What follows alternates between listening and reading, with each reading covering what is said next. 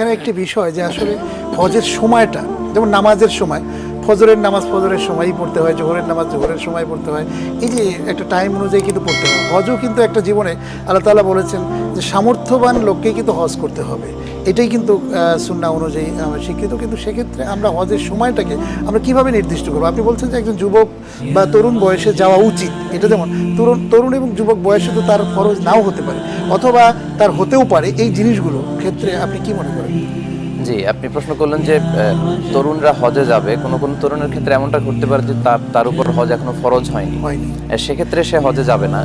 হজ ফরজ হওয়ার মৌলিক দুটি শর্ত। প্রথম শর্ত হচ্ছে ফিজিক্যালি উনি ক্যাপেবল হতে হবে। হজের মাসে হজের যে ফারায়েজ আছে, ওয়াজিবাতগুলো আছে, এগুলো পালনের জন্য শারীরিক যে সামর্থ্য এটা তার থাকতে হবে, পাশাপাশি আর্থিক সঙ্গতি তার থাকতে হবে। কারণ আমরা জানি বাংলাদেশ থেকে এখন হজ করতে গেলে যে কোনো হজের প্যাকেজে 3 থেকে 4 লক্ষ টাকা তার খরচ হয়ে যায়।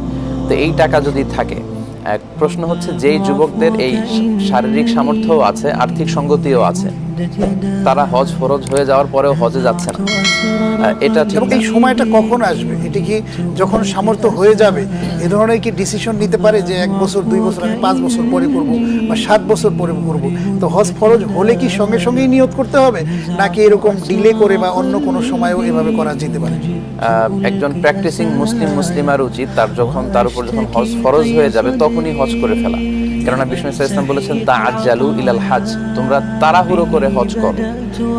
এর কারণ হচ্ছে কারণ তোমরা জানো না তোমাদের মাঝখানে কোন ধরনের প্রতিবন্ধকতা চলে আসবে। মৃত্যু চলে আসতে পারে, আপনি সুস্থ ছিলেন অসুস্থ হয়ে যেতে পারেন, আপনি ধনাঢ্য ব্যক্তি ছিলেন কোনো কারণে গরিব হয়ে যেতে পারেন। এবং বিষ্ণু ইসলাম এরকম ওয়ার্নিংও দিয়েছেন, তিনি বলেছেন যে যার উপর হজ ফরজ হলো তারপরও সে হজ করলো না, ফাইয়ামুত ইহুদিয়ান আও নাসরানিয়ান, সে ইহুদি হয়ে মরুক কিংবা নাসারা হয়ে মরুক, তাতে আমার কিছু যায় আসে না।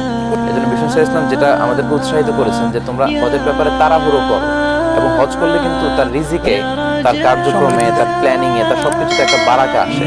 এবং এটা আমরা আমাদের ব্যক্তিগত তাজরিবা, এক্সপেরিয়েন্স এবং অভিজ্ঞতা থেকে বলতে পারি যে আমরা হজ করার মাধ্যমে, উমরা করার মাধ্যমে নিজেরাও দেখেছি এবং কাছের অনেকের কাছ থেকে শুনেছি যে এতে তাদের রিজিকে অনেক বারাকা চলে আসে।